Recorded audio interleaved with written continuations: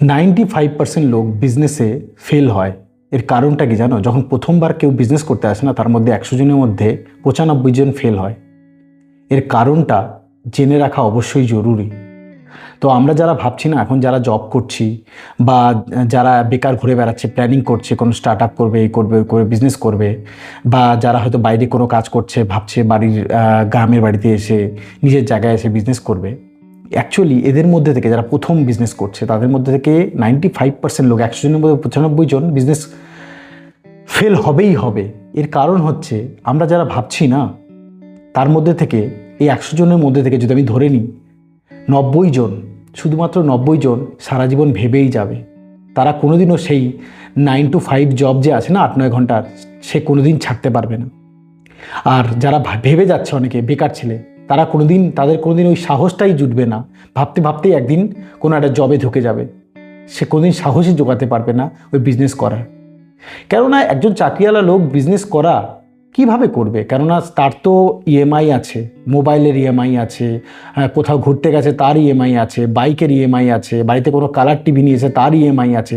তো কিছু না কিছু তো ইএমআই পড়ে আছে। আর তার ব্যাংকে কোনো ব্যাকআপ নেই। 6 মাস ছেড়ে, চাকরি ছেড়ে 6 মাস সে সংসার চালাবে বা নিজের ইএমআই দেবে, এর তো কোনো ব্যাকআপ নেই।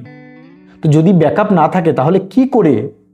সে তো ঋণে জর্জরিত হয়ে গেছে, ইএমআই জর্জরিত হয়ে গেছে, সংসারের চাপে জর্জরিত হয়ে গেছে।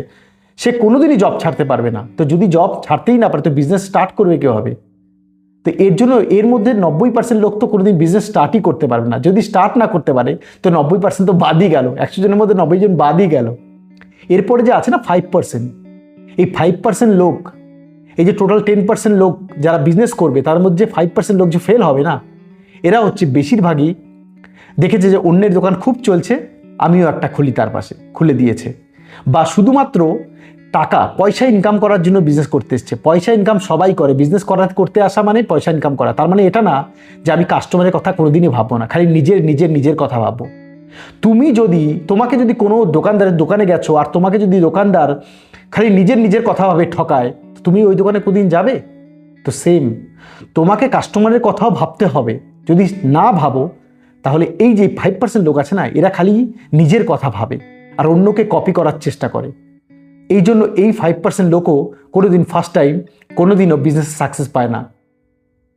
আর যারা 5% আছে না বেঁচে থাকলো, যারা সাকসেস পায় অ্যাকচুয়ালি, এরা কাস্টমারের কথা ভাবে, কষ্ট হলেও বিজনেসে টিকে থাকে। আর সত্যি একটা মজাদার কথা জানো, এরাই এই 5% লোকই পরবর্তীতে এই 95% লোককে কন্ট্রোল